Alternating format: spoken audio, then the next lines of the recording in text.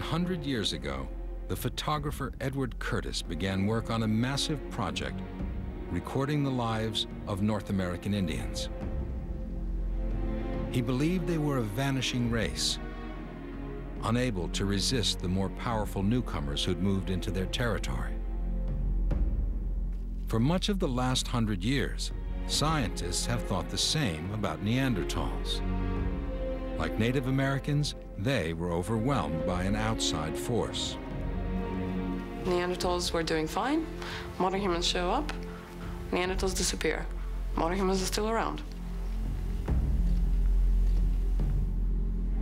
But now it seems the story may be more complex. Whenever two types of humans come into contact, there's always a possibility that they'll mate. This happened to Native Americans.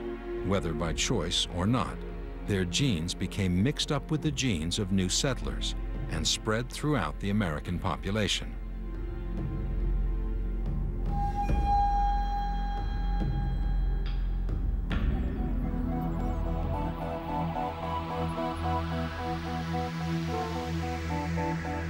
Today in a city like New York, Native Americans have virtually disappeared.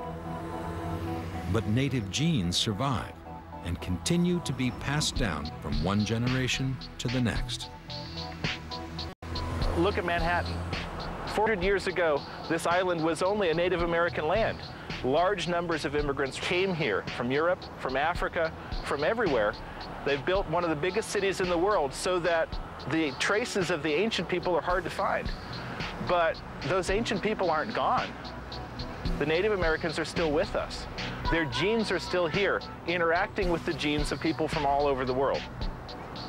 When I think of Neanderthals, I think of that kind of interaction, a complex one across Europe at different times and different places, but one that involved interbreeding. It's a natural human thing. It's what humans do whenever they come into contact. Sometimes they're mean to each other, sometimes they're nice. Sometimes they trade, sometimes they kill each other. But always they're mating with each other.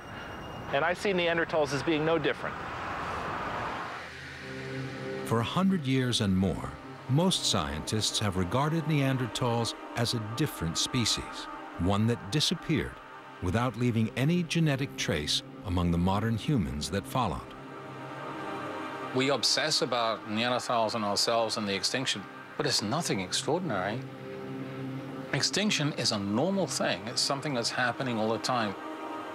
99% of all species that have existed have become extinct, at least 99%. It's nothing that we really need to dream up special explanations for. Ever since the first Neanderthal was dug up, it was viewed as an evolutionary dead end, something that was peripheral to human evolution. So to admit that we might have some Neanderthal genes, for some people, that's distasteful. But in the last decade, the debate has shifted. Today, scientists are more interested in how similar the two species were than how different. It seems that we thought alike, we had the same abilities, we made the same tools.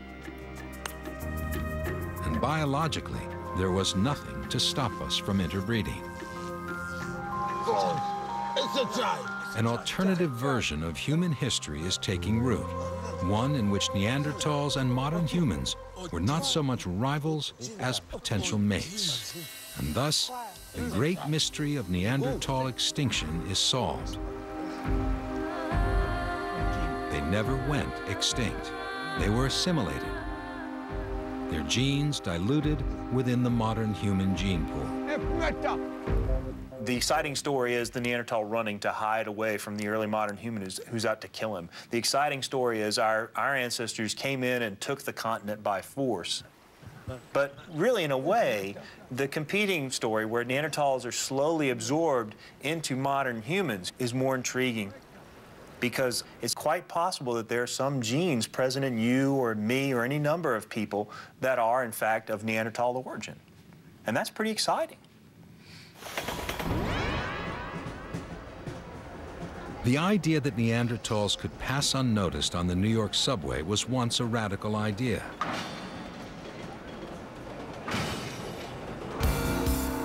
Today, many scientists believe that Neanderthals are still here, or rather their genes are, working their way invisibly through the human gene pool, influencing the evolution of our species.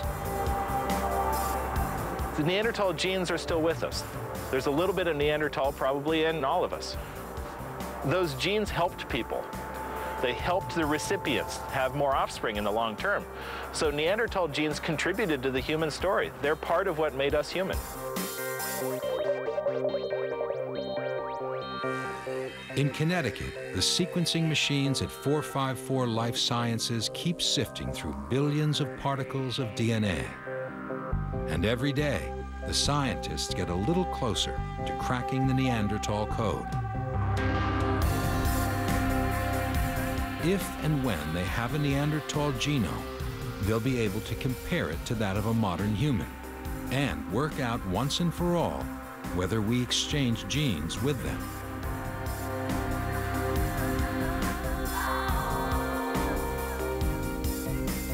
"38,000 years ago, a man lay dead in a cave in Central Europe. We know almost nothing about him or what killed him. But using his DNA, we may finally know the fate of his species, our cousins, the Neanderthals."